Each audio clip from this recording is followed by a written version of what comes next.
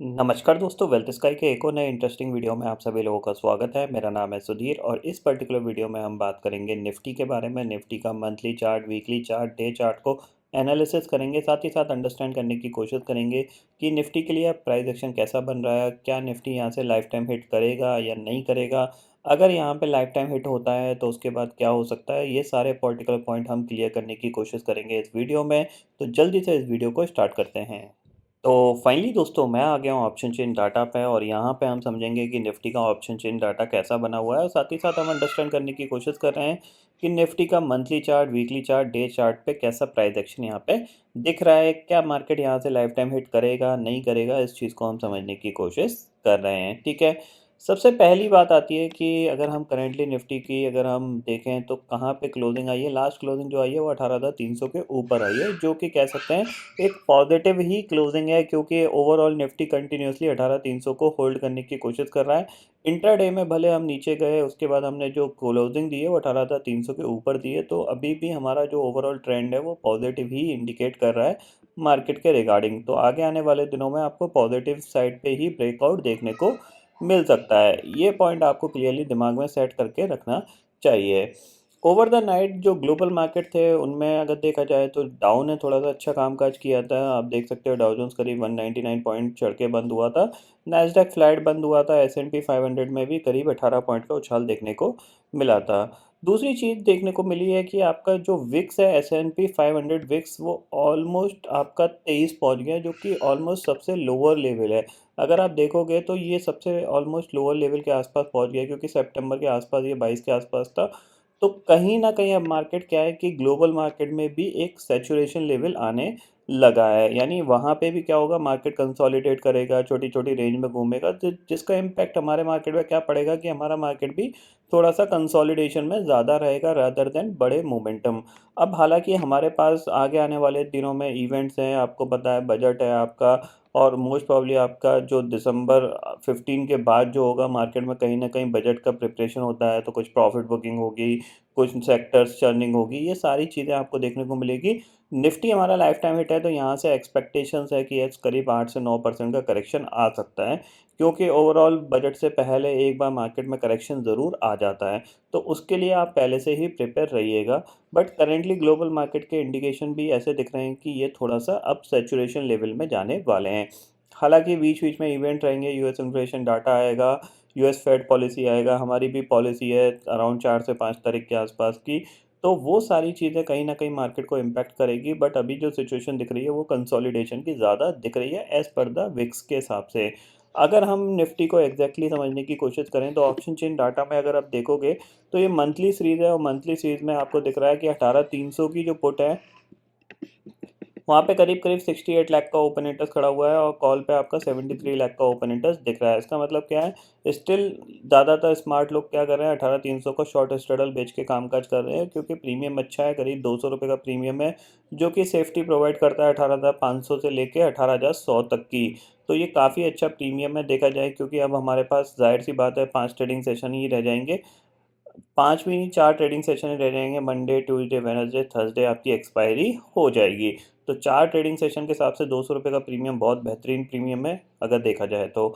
यहाँ पे प्रॉब्लम तभी स्टार्ट होगी जब निफ्टी 18,100 के नीचे जाके ट्रेड करेगा, और जिसकी गुंजाइश अभी थोड़ी-सी कम है, क्योंकि विक्स आपका 14-15 होता है, तो नॉर्मली निफ्टी का जो मूवमेंट रहता है, वो 100 से 120 पॉइंट तक ही रहता है, और उसके बाद वहाँ से बाउंस बैक कर सकता है। कल भी आपने देखा इंट्राडे में जो फॉल आया वो करीब 120 पॉइंट तक का भी निफ्टी में देखने को मिला, और वहाँ से निफ्टी बाउंस हो गया था। ये चीज़ आप क्लियरली समझ लीजिए, ठीक है?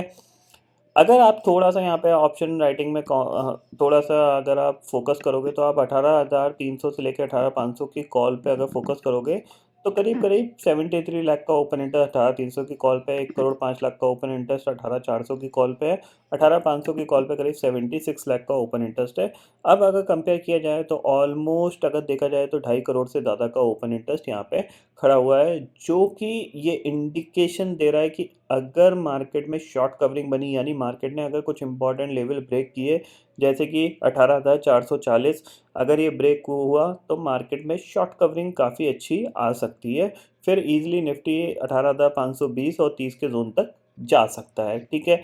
इस पे आपको ज़रूर फोकस करना चाहिए। तो आपको क्या चीज़ पे ध्यान रखना है कि 18,400 के ऊपर अगर निफ्टी निकलने की कोशिश करता है तो थोड़ा-सा आपको बुलिश ट्रेड का प्लान करना चाहिए for the target of 40 to 50 point के लिए, ठीक है। ये सारी एनालिसिस ऑप्शन चेन डाटा के हिसाब से। अब हम समझते हैं प्राइस कैसा बिहेव कर रहा है चार्ट पे, उसको भी अंडरस्टैंड करते हैं। तो सबसे पहले हम बात करते हैं मंथली चार्ट की। मंथली चार्ट पे आपको क्लियरली प्राइस एक्शन पॉजिटिव बना हुआ है। आप क्लियरली देख सकते हो यहाँ से मार्केट ऊपर गया, फिर इसने एक करेक्शन दिखाया और फिर ये एक ब्रेकआउट पे है और ऑलमोस्ट उसी लेवल्स के आसपास ये ट्रेड कर रहा है 18,300 के आसपास में, और ब्रेकआउट को सस्टेनेबली होल्ड करके रखा है इसने। अब यहाँ से ऊपर जाएगा, इसके इंडिकेशंस हमें क्लियरली ये दिख रहे हैं कि थोड़ी सी पॉजिटिविटी स्टिल बनी हुई है, क्योंकि निफ्टी ने ऑलमोस्ट 18,300 को पिछले 5-6 ट्रेडिंग सेशन में ब्रेक नहीं किया है ऑन द क्लोजिंग बेसिस, ठीक है। तो मंथली चार्ट पे हमें पॉजिटिव सिनेरियो दिख रहा है, ठीक है। अगर वीकली चार्ट पे चलते हैं तो वीकली चार्ट पे देख लेते हैं। यहाँ पे वीकली चार्ट पे अगर आप देखोगे तो यहाँ पे हमारे पास, अब देखो अब क्या होगा, यहाँ से ये एक रनअप बना, 1 2 3 4 5 6 वीक से हम कंटिन्यूसली हरे निशान में बंद हो रहे थे। ये जो वीक क्लोज हुआ है इसमें हम रेड में क्लोज हुए हैं। अब जाहिर सी बात है, या तो अब इसका ब्रेकआउट आएगा या फिर इसका ब्रेकडाउन आएगा, यानी अब आपको कहीं ना कहीं मार्केट एक डायरेक्शन लेता हुआ दिखाई दे सकता है, करीब करीब 300 से 300 पॉइंट ऊपर 300 पॉइंट नीचे। इस चीज़ पे आप ज़रूर ध्यान रखिएगा, क्योंकि वीकली चार्ट पे अब आपको एक रेड कैंडल दिख रही है, यानी और ऑलमोस्ट अगर इस कैंडल की बात करें तो करीब डोजी टाइप की कैंडल ही दिख रही है, यानी यहाँ से अनडिसाइसिव चीज़ हो रही है। तो यहाँ से क्या होगा, अब कहीं ना कहीं आपका बायर्स और सेलर स्ट्रांगली यहाँ पे मार्केट में पार्टिसिपेट करने की कोशिश करेगा, ठीक है। तो इस पे आपको ज़रूर ध्यान देना है। डे चार्ट पे चलते हैं। तो डे चार्ट को अगर आप देखोगे तो डे चार्ट पे आपको पिक्चर कैसी दिख रही है कि आप कंटिन्यूसली क्या कर रहे थे, हायर साइड पे आप कंटिन्यूसली छोटी छोटी कैंडल बना रहे थे। कल हमने एक सेलिंग प्रेशर देखा, but end of the day Nifty close होकर 18,300 के ऊपर बंद हो गया था। अब जाहिर सी बात है कि अगर आप थोड़ा सा फोकस करोगे तो अभी भी मार्केट थोड़ा सा कंसोलिडेशन में ही कामकाज कर रहा है। तो यहाँ पे अगर 15 मिनट का टाइम फ्रेम में लगाऊं तो आपको दिखेगा कि market end of the day 18,300 के ऊपर क्लोज हुआ है। तो जाहिर सी बात है, इसका मतलब क्या है कि 18,300 के नीचे अगर क्लोजिंग आ गई तो जाहिर सी बात है मार्केट का जो टेम्पररी ट्रेंड जो होगा वो चेंज होता हुआ दिखाई देगा। तो आपको ये पॉइंट हमेशा ध्यान रखना है कि 18,300 और 18,250 के नीचे की क्लोजिंग आती है तो आपको लॉन्ग पोजीशन से अपना एग्जिट कर जाना है, क्योंकि वो एक पोजीशनल स्टॉप लॉस है जिन लोगों ने लॉन्ग कर रखा है निफ्टी के अंदर, या फिर जिन लोगों ने पुट सेल कर रखी है। तो उस पे आपको ज़रूर ध्यान में रखना है, ठीक है। ये समझ में आ गया। अब ज़ाहिर सी बात है, ऊपर हायर साइड पे आपके पास ये एक रेजिस्टेंस है, अगर आप इसके ऊपर निकलते हो तो आपको एक बार बाय करके काम करना चाहिए। टारगेट आपका डाउन 18,525 के आसपास और उसके बाद 18,600 का होना चाहिए, ठीक है। अब यहाँ पे एक चीज़ क्लियरली समझ में आ रही है कि आप देख सकते हो मार्केट यहाँ से गिरा, फिर इसने एक पुल बैक दिखाया और फिर ये गिरा और फिर ये आपका एक ब्रेकआउट है, यानी नीचे इसने पूरा डब्ल्यू पैटर्न फॉर्म करके ऊपर आया है। अब जाहिर सी बात है, अगर यहाँ से इसको ट्रेंड चेंज करना है तो इसके लिए जो इम्पोर्टेंट लेवल होना चाहिए वो ये होना चाहिए, ठीक है। सॉरी, ये इसके लिए इम्पोर्टेंट लेवल होना चाहिए जो कि है 18,270 का। अगर ये इसके नीचे दोबारा ट्रेड करना स्टार्ट करता है, यानी 18,270 के नीचे अगर ये दोबारा से ट्रेड करना स्टार्ट करता है तो आप एक बार सेल करके काम कर सकते हो। टारगेट होगा 18,200, और अगर 200 के नीचे स्लिप किया तो फिर आपके पास लंबा टारगेट है जो कि पूरा गैप है 18,040 का। ये पॉइंट आप क्लियरली ध्यान में रखिएगा। इस चैनल के अंदर जब तक मार्केट ट्रेड कर रहा है, इस चैनल के अंदर आपको ज़्यादा कुछ करने की ज़रूरत नहीं है। एक बार आप बाय करके काम कर सकते हो अगर आप 18,330 के ऊपर ट्रेड करना स्टार्ट करते हो, यानी इस लेवल के आसपास। ये जो लेवल है आपका 18,327 का, इसके ऊपर निकलते हो तो आप एक बार बाय करके काम कर सकते हो। टारगेट होगा 18,400 का। अब जाहिर सी बात है, इसमें जो टारगेट हैं और जो आपको पॉइंट्स जो मिलने वाले हैं बहुत छोटे छोटे रहेंगे, ये चीज़ आप क्लियरली समझ लीजिए। तो आपको कोई भी बड़ी एग्रेसिव ट्रेड प्लान नहीं करनी है, जब तक नहीं करनी है जब तक आपको एक क्लियर कट डायरेक्शन ना मिले।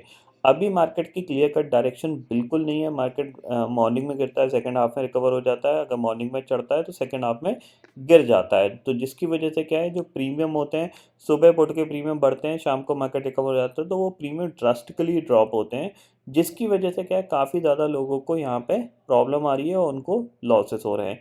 ठीक है, ये पॉइंट आप ध्यान में रखिएगा। दूसरी चीज़ अगर समझने वाली बात ये है कि ये जो मार्केट है ये इस टाइप का मार्केट है, अगर इसमें आपने कोई ट्रेड प्लान करी और वो ट्रेड सक्सेसफुली एग्जीक्यूट हो गई और आपको प्रॉफिट मिल गया, व्हाटएवर द प्रॉफिट जो भी आपको मिला है, आप उसको लेके घर चले जाइए। आप दोबारा मार्केट की तरफ मुंह मोड़ के मत देखिए। अगर आप दोबारा मार्केट में देखोगे और सोचोगे कि चलो अभी 5,000 का प्रॉफिट हुआ है, इसको मैं 8,000 में कन्वर्ट करने की कोशिश कर रहा हूँ, हो सकता है आप 8,000 में उसको कन्वर्ट कर भी लो, लेकिन अगर आप फुल डे लगे रहे तो आपको एक ना एक ऐसा सिनेरियो मिलेगा जहाँ पे आप फंस जाओगे और वो सारा प्रॉफिट आपका चला जाएगा।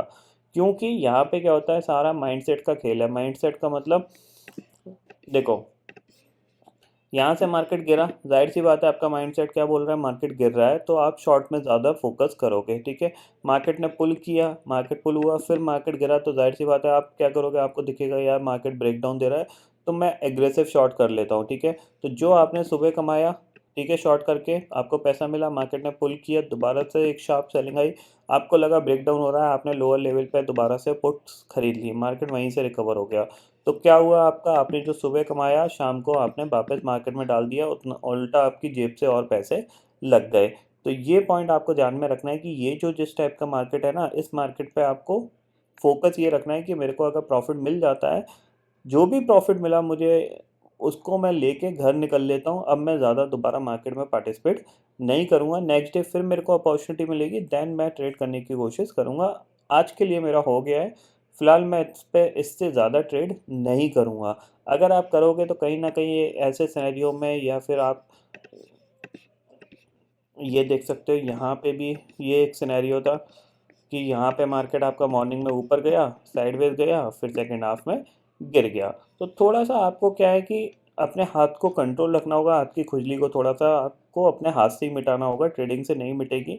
अल्टीमेटली अगर आप ओवर ट्रेडिंग करने की कोशिश करोगे या फिर आप किसी भी तरीके से अपने प्रॉफिट को बढ़ाने की कोशिश करोगे तो आप एक बार ट्रैप हो जाओगे, और ट्रैप हो गए तो उसमें आपका सारा प्रॉफिट चला जाएगा। ठीक है? ये पर्टिकुलर सारे पॉइंट आपको यहाँ पे क्लियर हो गए होंगे। ग्लोबल मार्केट की सिचुएशन में ऑलरेडी आपको बता चुका हूँ, ओवर द नाइट जो ग्लोबल मार्केट में कामकाज हुआ है वो स्टेबल हुआ है, उसमें कोई ज़्यादा बड़ी पॉजिटिविटी और ज़्यादा बड़ी नेगेटिविटी नहीं देखने को मिली है। ठीक है? तो आई होप दोस्तों ये पर्टिकुलर डाटा आपको समझ में आ गया होगा। दोस्तों फिलहाल इस वीडियो में इतना ही है। आई होप ये वीडियो आपको पसंद आएगा। वीडियो पसंद आता है तो लाइक और शेयर ज़रूर करिएगा, और चैनल को जो सब्सक्राइब कर लीजिए, क्योंकि मैं सुधीर लेके आता रहूँगा हर दिन आपके लिए नए-नए वीडियो। इसी के साथ शुक्रिया दोस्तों। जय हिंद।